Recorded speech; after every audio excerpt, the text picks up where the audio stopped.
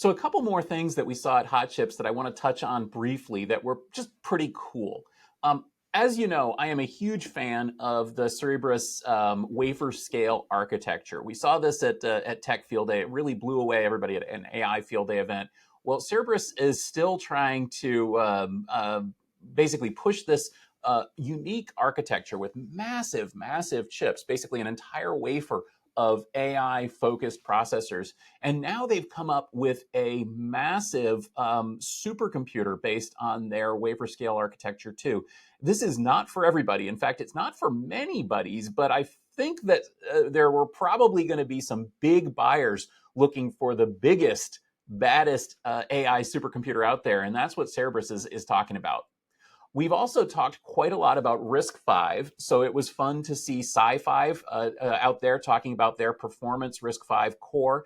Not too much detail, but the P87 or P870, they did talk about it a bit, and it looks like we're going to get ourselves a nice high-performance RISC-V core from them.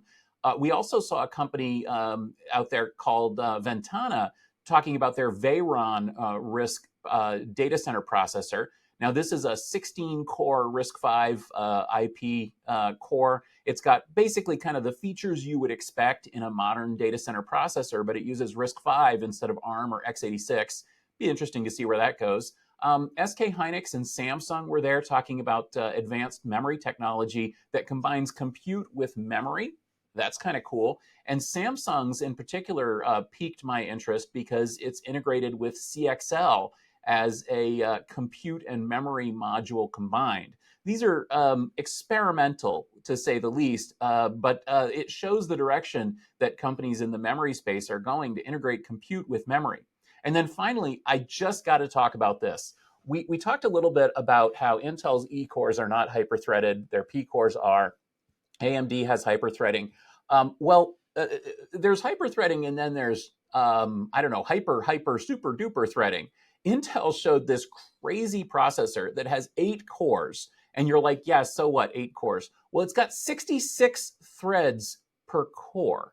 This thing was designed for a very, very particular use case, but it shows the kind of things that Intel is capable of. And yeah, that would be 528 threads on a single processor with silicon photonics. Again, this is not something you're going to buy. This is just plain cool.